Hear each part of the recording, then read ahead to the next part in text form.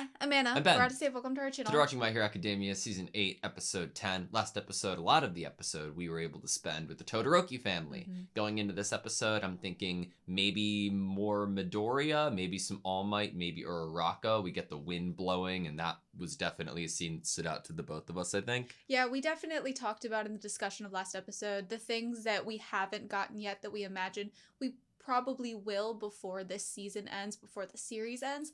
And one of those things we talked about was it felt like there might need to be some time or conversation with Uraraka, just specifically with her and Deku.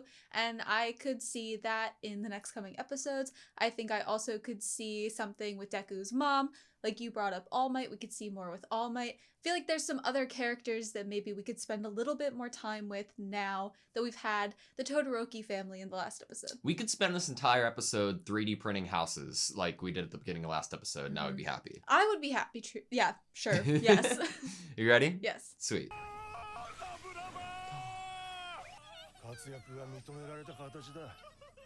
Nice! Oh, gentle keeping everybody in jail.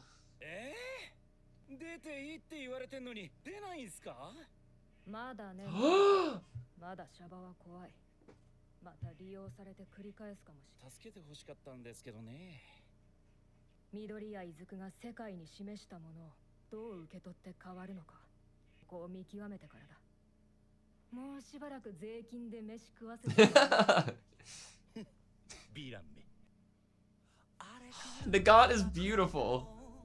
I really liked the perspective we were getting of Hawks there. It was like an interesting lower angle, and it created like a harsher angle on his face. That was really cool. Oh, man. Oh, no.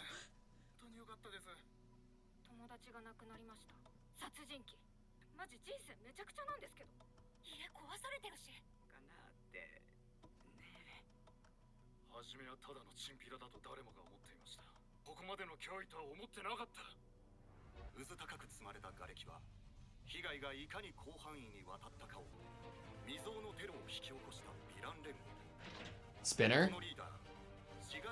Oh my god!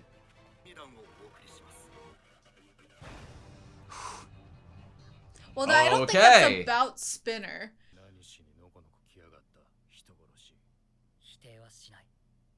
Won't deny that.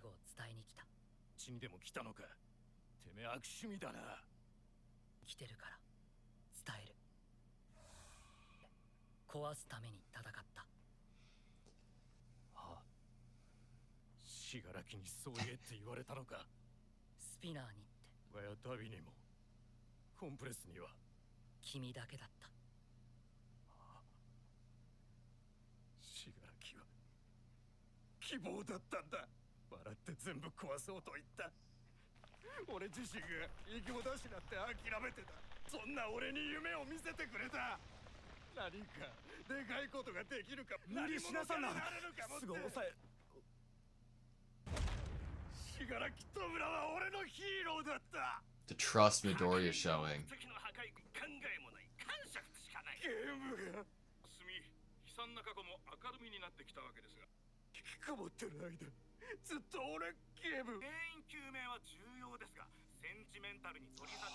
This being spliced in, man.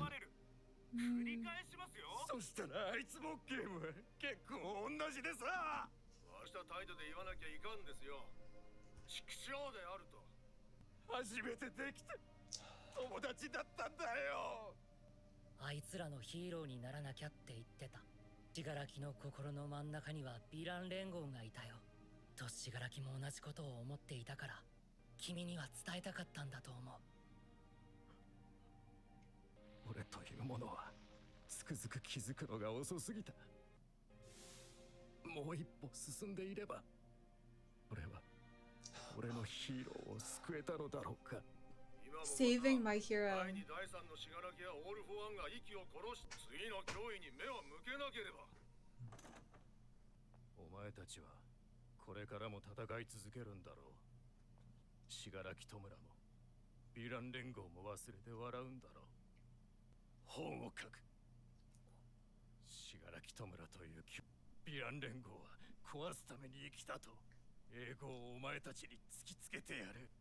俺が死柄木弔を紡ぐ。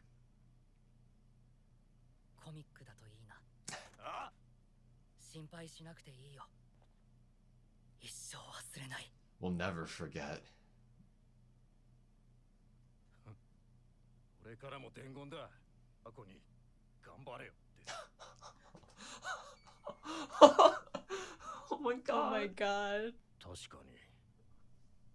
挿絵くらいは。 Yeah, it should be a comic book. 絵は教育も国境も超えていく。帰り少年。伝言は伝えられたかい？ How that would really full circle it to be a comic book. Yeah. みっともねえ姿だな、千崎。おやじ。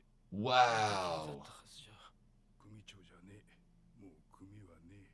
おやじ。じゃ外れちゃいけねえ。そうなるからだよ。ごめん。おやじ。ごめん。おせえよ。のセリフは生涯エリへ向ける。エリはお前を忘れるが、お前はエリ Don't に you したこと。 ever forget what you did to her. てめえがくたばるまで俺がずっと叱ってや Till る you よ。 kick the bucket. 塚内さん、ありがとう。 Damn. いいよ。エリちゃんに思い出させ。 Midoriya's doing so much. こんなことなくなるんでしょなくならんよ。う。でもヒーロー科は縦のつながりあんまりないからことも。 Oh my god. They're celebrities. Of course they would be popular. 体育祭から轟先輩が。俺も指針になったんです。 Oh. 私も。俺も憧れるのはいいが、彼らも人気 Thank you, class rep. 集団で追い回されたら驚いてしまうよ。一人となら話せるんだ。廊下を走ってたぜ、廊下。規律は守らねばな。彼らは後遺症もある。安静にさせてやってくれ。数が多すぎてさすがに困る。 That's just a lot. じゃあ割と女性に距離を置かれてたから慣れてないのかも。 What? No. 意外。緑谷先輩。マジで勇気もらいました。本当思ったんです。ありがとうございました。いや。ああ、戦いがでかすぎだよ。で、その中心にいたんだ。騒がれたって無理ねえよ。 Like a She feels heartbeat. the pain too. 今日はここの復旧再建だ。おお、A組やないか。 Oh my god, Genus. おうよ。君らはあっちよ。 Already working as sidekick. That's some dark denim, man. まず聖地だ。金属類はこちらへ。はいよ。相当なダメージデニムだろう。おとなしく休んでいればいいものを。まったく。やっぱそのままなんすか。気にするな。徐々に回復している。 I'm glad. 対応できた。 Nice. Look at him. 元には俺は元より全部取りに行ったつもりだ。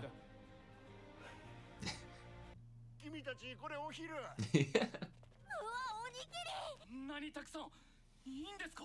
うちの土地は今回の戦いで吹っ飛んじまったが。ごめんなさい。 Look at Midoriya's suit. 攻めるつもりでいたんじゃねえ。悪いっている姿を見たら、俺たちもくよくよしてらんね。自分たちでまたいくらでも作り直すさ。今日中に片そうぜ。それはさすがに人手が足りんわ。なんだ、予定にないバスだ。すみません。うちのがどうしても。 No. Oh,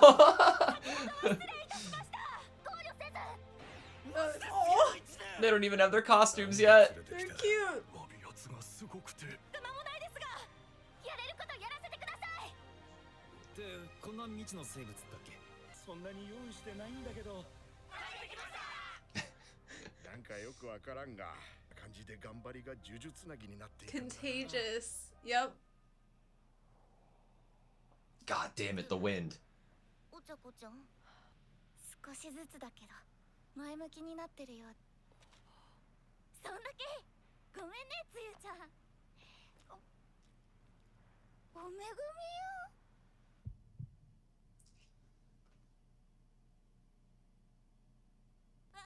He can recognize it. 一旦家帰るって。お茶子ちゃん、既読がつかないの。く急にヘリ出すなんて言うからカメラのバッテリーが切れた。私たちの結末はカメラには映らなかった。 So it's almost like nobody knows except her. 少しずつだけど前向きになってるの Yeah. でよかったなって。事態が良くならないあの日からまるで日が沈むにつれて決着がついた。よかったんだ。明るく前向きに取り戻していく時だもん。私はみんなが笑ってるのが好き。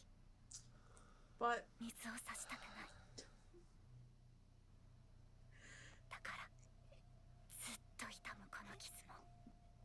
お茶子ちゃんはヒーローらしく、なのに人の喜ぶ顔が好きだった。だからヒーローを目指したのに、卑弥呼ちゃんの命の上に生かされた。 Hearing it out loud 私が hits したことは differently. hearing her say that.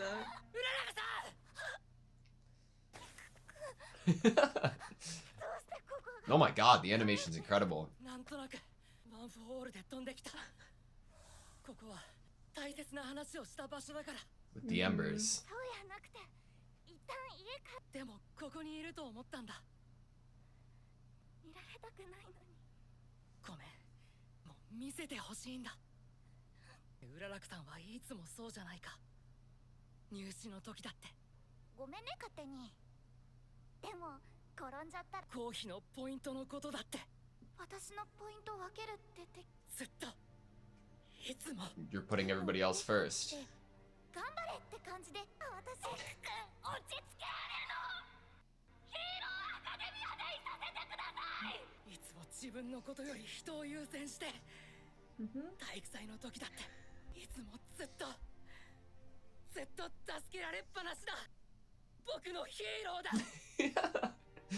だから君の強さだけに寄りかからない。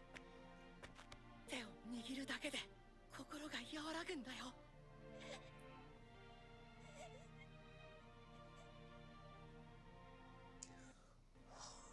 卑弥呼ちゃん、私のせいで死んじゃった。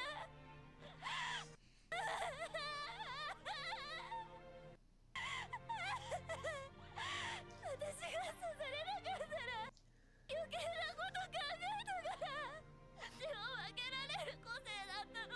仲たちでなくても見つけられる方法がなったから。もっと早く気づけてたら、もっと子供の時に会えてたらって言ってたら。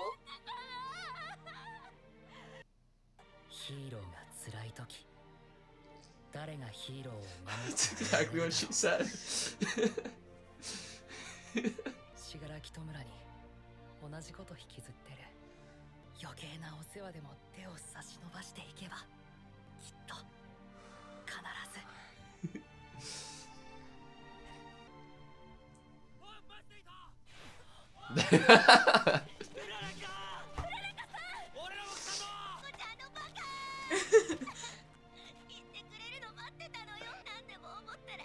Waiting for you to say something. Oh my god.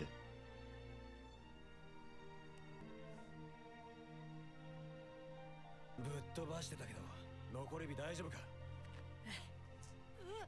残り火って Oh. Oh, what? Eraser's here? 降りたぞ緑役。どういうこちゃんと話すよ。 Fill everyone in, guys.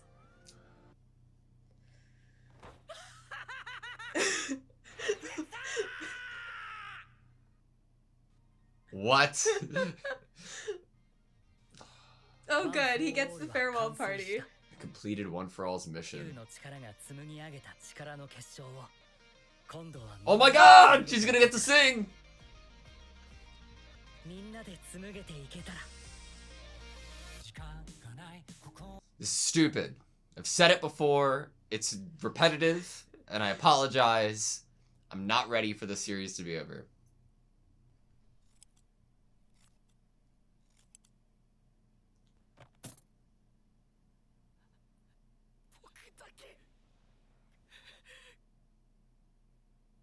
What? What?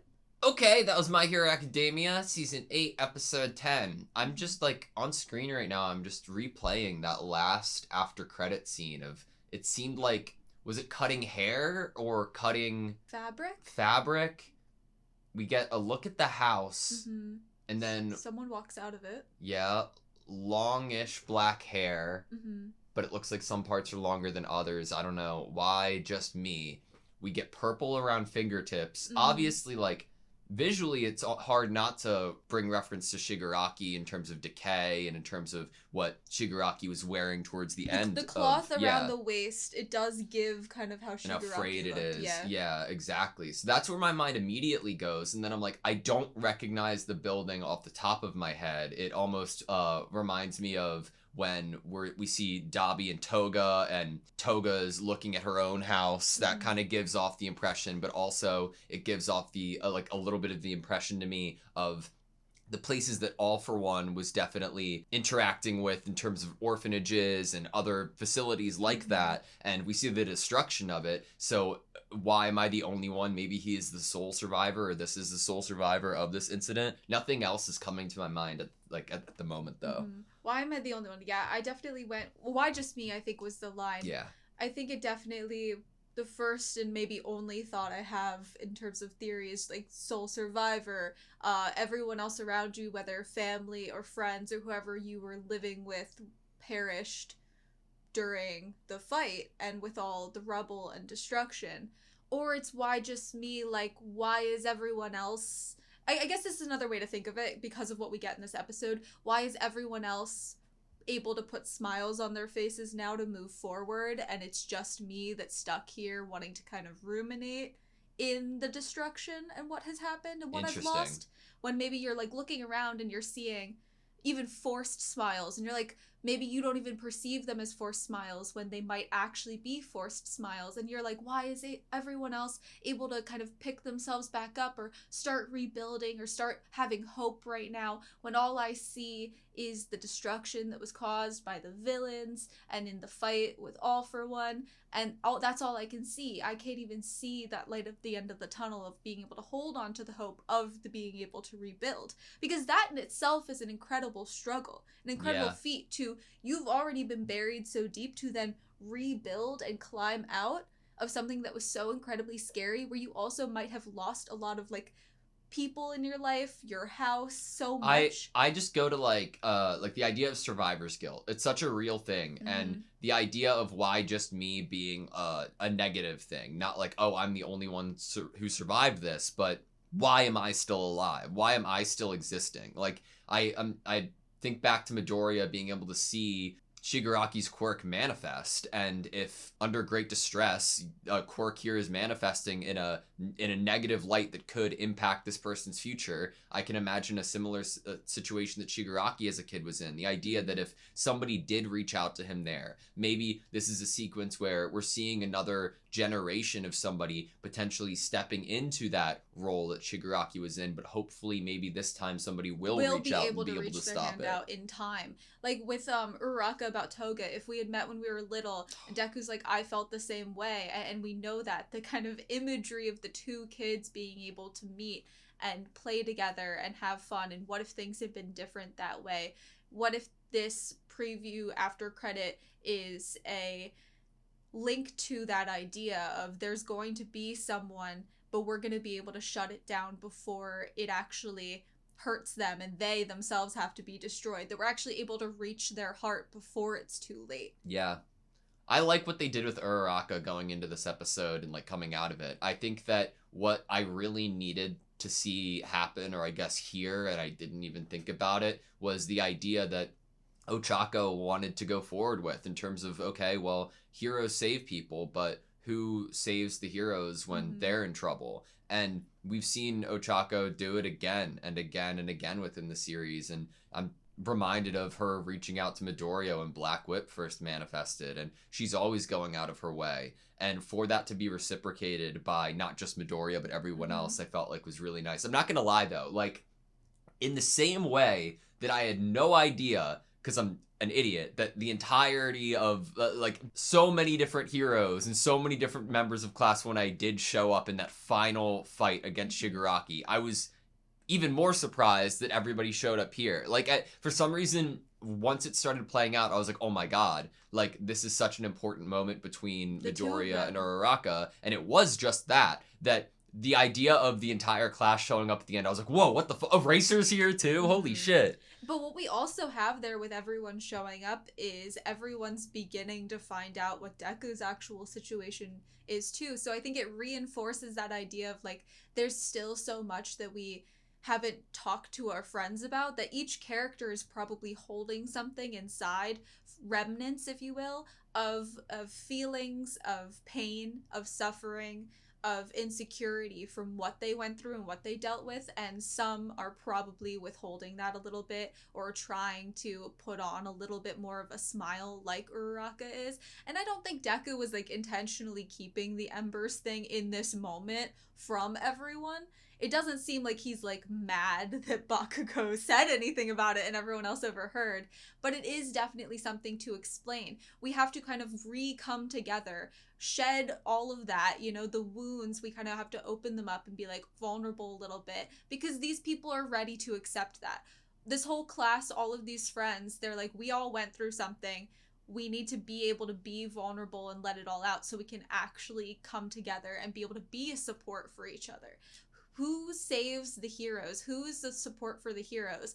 And then we know Uraraka is that person, that she wanted to be that support for the heroes, but who's there to support her? All of her friends. We just need to be able to open ourselves up to accept that support. In terms of Midoriya not being able to mention it yet, he has so many other things that he's prioritizing, whether it's within the Class 2A like work that we're doing in terms of rebuilding and helping everybody else, or going out of his way to visit Spinner and arrange everything that he did with Chisaki. Like, Midoriya is still being a hero and still working on trying to save people. And yeah, the Embers thing is important, and we're going to communicate it, but, like, it's the immediate aftermath. Of course, that there are going to be other things that are taking precedent within Midoriya's perspective. It's like his job isn't done, so we're not talking about that yet. Definitely, since you brought it up, and the Embers being shown, Bakugo bringing it up, it did visually, like, kind of give off the impression that when he utilized One for All here to get to Uraraka, it was using a little bit of the Ember that we had left, and it seemed like it,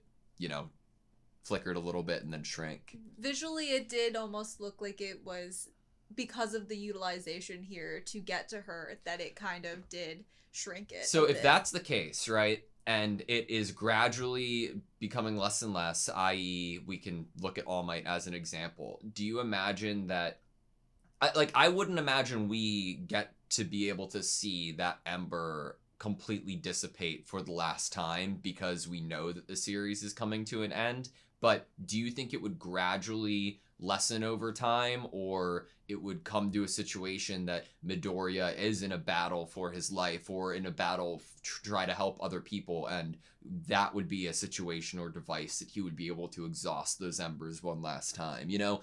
Because it's bittersweet when trying to think about Midoriya hopefully being a hero for the rest of his life with a timer on him, you know? Now that you said the idea of exhausting the embers for kind of one last fight, that it does almost sound too good. Like in terms of writing, it sounds too good. That sounds like a good idea in terms of writing, to have someone kind of the exhaustion of the powers being a very pivotal moment. With we the already idea saw that it. the It's work All is Might not versus done. One for All. Yeah. All for One, you know? Like, we saw it in season 3. So, like, I don't expect or need or desire, even, to be honest, to, like, see that with it, like, going forward. But I wonder if that would be the inevitable ending for Midoriya, or if, because of the reality that we're paving and the future that we're paving the path for, it wouldn't need to be as dramatic. But could there be some assurance that's given by exhausting those embers for one last fight? If there's some other statement that is still to be made, that needs to be made to kind of solidify something or quiet certain voices or make certain people feel like they are supported and hands are going to reach out to them, and that's broadcasted to a wide scale enough that it kind of gives us some assurance that we're on the right path. I feel like if we utilize the rest of the embers for something that feels like it's speaking to the voices that are left after the dust settles, that could be worth it, definitely. And I think that Deku could still go on to be a hero in the way that a path that he could choose to be a hero, I think, is still in front of him when we think about what everyone's talking about in the report about Shigaraki, and how some members of what seems like a panel are a little more interested in the making of a Shigaraki. Mm-hmm. And if you think about Deku and Uraraka's talk about what if we had met as little kids, or what it could mean to someone if you reach out their hand, I think that is exactly like highlighting a possible path of still being able to be a hero despite not having any actual quirk or power. That actually reaching out your hand initially, noticing the signs, the beginning of studying the behavioral analysis, the early childhood. Where do I notice the signs, and when can I intervene before it's too late? There could be a massive overhaul in terms of psychological effort and approach into trying to help youth and help kids in difficult situations deal with their trauma so that it doesn't fester and grow and lead into something as horrific as the situation that Shigaraki was in. Right. Hell, it is going to be a lot easier to do so without a fucking asshole, massive intellect person having so much effect on every ounce of society. Yeah, with All for One gone, we're definitely in a pretty good place right now. I just I bring up that idea because in a similar sense, it's really easy to imagine like a similar situation between All for One and All Might, but that's not the future right now. That's not what society is right now, and because of that, Midoriya is going to utilize One for All wherever he feels necessary, wherever he thinks that somebody needs a little bit of saving, as he just easily did with Uraraka, So right. I imagine that in every instance that Midoriya thinks that he will be able to help, he's going to go out of his way to help using One for All. Yeah, I don't think he's gonna be like keeping this under this like cage of like, I don't want to utilize it because what if I need it someday? That's not like that's not who Midoriya is. When yeah. Midoriya's almost dying versus Muscular in season 3, he's apologizing to All Might and he's apologizing to his mom, but he at that moment is willing to give it all away in the hopes that he can save Koda. And I think that is the character that Midoriya would continue to be, Right. He would continue to use it as long as he had it, even if to others it would seem like it was small or minor. Why would you... He'd probably be under scrutiny if people actually knew the extent or Why details. aren't you more picky with when you choose when you choose to but use no, the that's rest not of the your point. powers? Yeah. Not the point. I'm Yeah. glad that he did it. I think it ties in. He says to Uraraka, "You're my hero." Obviously, we have the idea that Bakugo saved All Might, like the saving of the hero idea or theme. And then we have that also with Spinner wishing that he could have saved my his hero? hero. Yeah. I am so glad that Midoriya reciprocated Spinner's desire to write a book and like have people understand the symbol of fear. Midoriya meeting with it like, oh, I hope it's a comic. Yeah. Like, I find a lot of comfort in that in an odd way, because you could look at it like, okay, if Spinner brings up this idea and you allow him to go forward with it, are you going to be fearful that that is then going to find an audience and people that then will one day hope to become a symbol of fear in that same idea? But I think the bridge that needs to be built or should be built is that of understanding and where people can actually find similarities, right? The more that you're able to reach out and understand somebody and sympathize with them, the more you're going to come to the inevitable outcome of, man, I wish that if I did, I wish I did see them and meet them when I was a kid. Maybe if I did interfere a little bit more or was there present in the moment, I could have enacted some change. I think that perpetual way of thinking will be the outcome that is needed, which is understanding each other, and by understanding each other, there's going to be less of a isolation aspect to you sitting in a room alone playing video games and wanting the worst for the world, but seeing that each other have those similarities. And he did always like video games. It's not some like dehumanizing monster of a human that has never exhibited anything that other people can relate to, you know? Because if you talk about him in this dehumanizing manner, Shigaraki specifically, others that have the same feelings or thoughts or traumas are going to also feel dehumanized. They're going to feel justified in their isolation, you know? Right. I like the kind of surprise that Spinner has by the comic book comment by Midoriya, and I feel like part of it reminds me of the surprise when the man that brings all the rice balls and food for the class is like, yeah, all of my property was destroyed.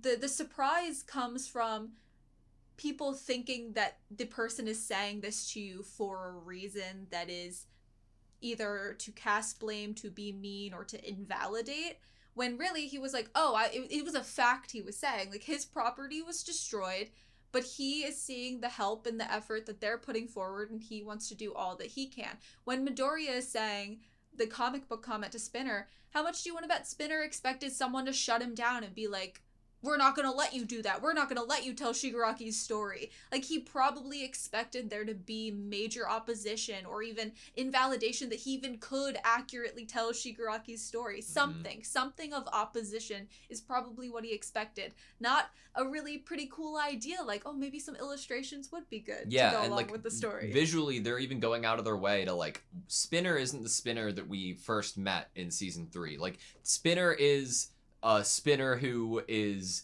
in such a way, in such a monster right now that it could have, you would have an easier time maybe dehumanizing him and dehumanizing his feelings because of what he's done. And just to go the complete opposite direction, Midoriya offers up the idea of the comic book. A lot of people expect the negative. Yeah, they and then expect that people are trying to say something that is negative to them. I can understand why Spinner would expect the negative. I can also understand why the student heroes would also expect some negative, because the civilians have kind of bashed heroes for a couple years, for a while now, a couple seasons now. But what does Spinner do upon being met with that? Immediately, even somebody as far gone as Spinner, immediately he turns around and he says, okay, what about that octopus man? Tell him to never give up. Yeah. Like, we're immediately, like, that change means something. There's a positive interaction that comes from that. And the fact that Deku, even though he's about to be squeezed or looks like he's about to be squeezed,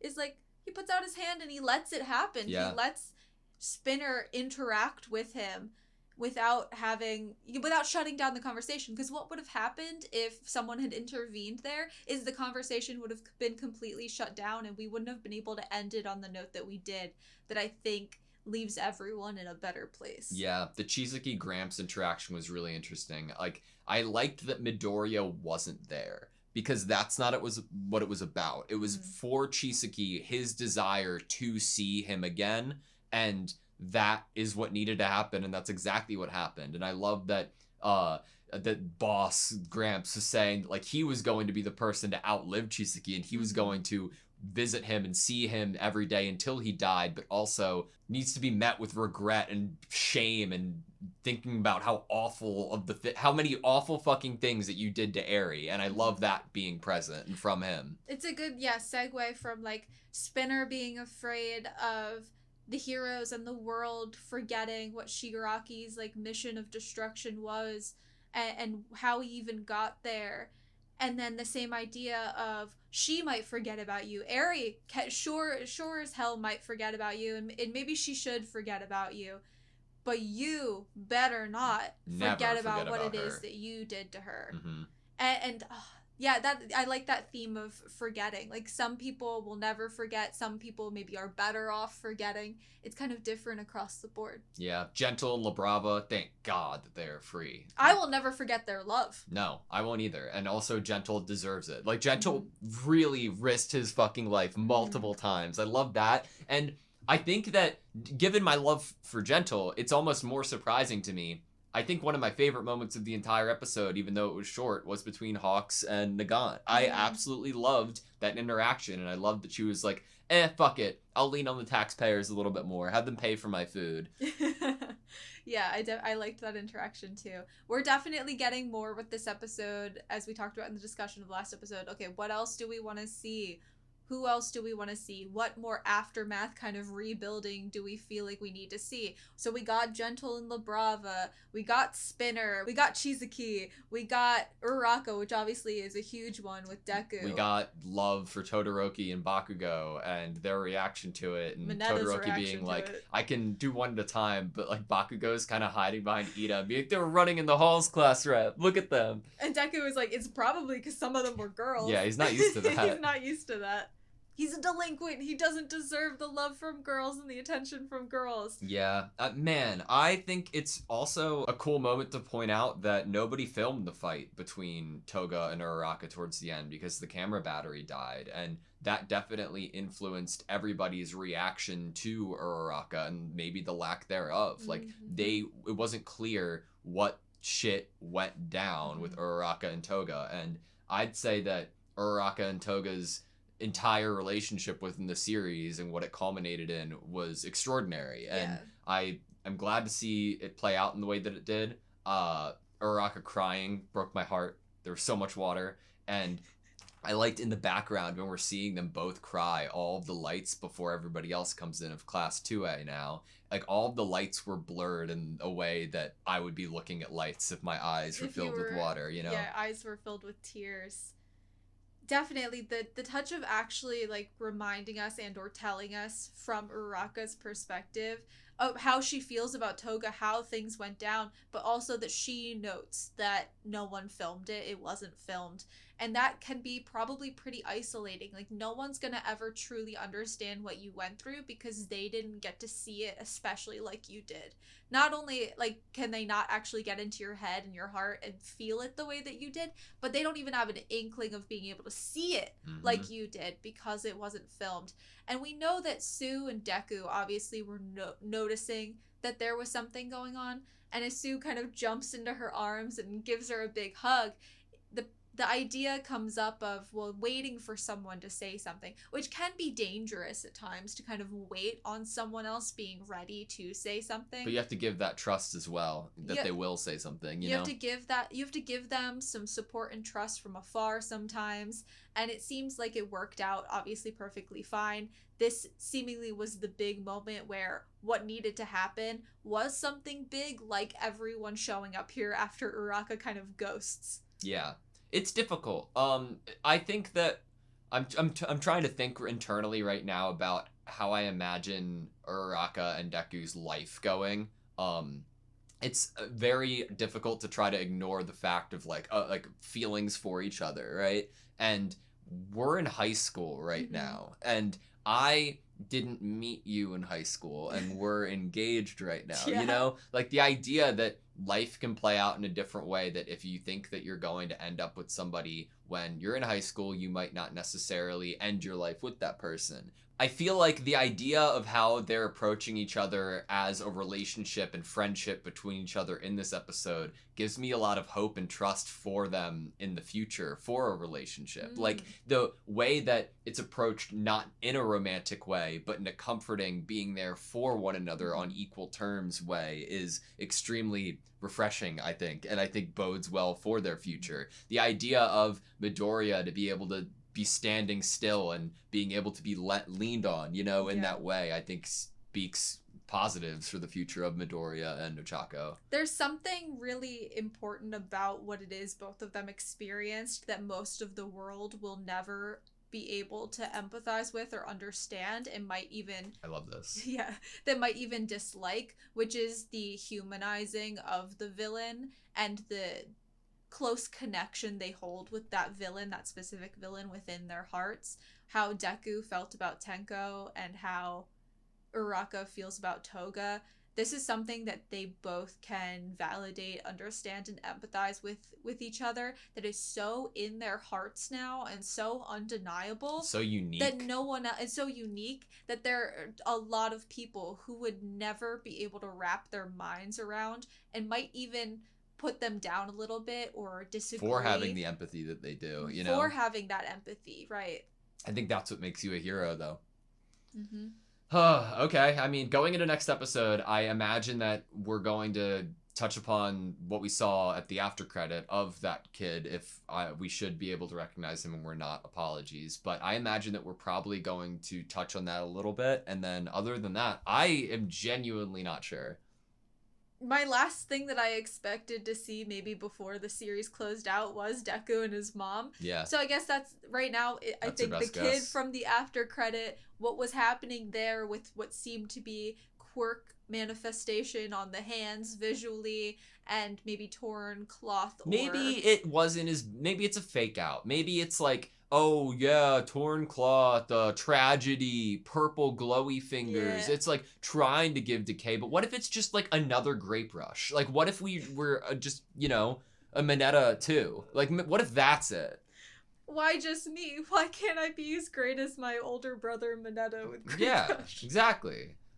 Yeah. All right. You have anything else? No. Actually, no. I don't know why I said yes to that. Thank you guys so much for watching this video. Please like, comment, subscribe, and we hope to see you next time.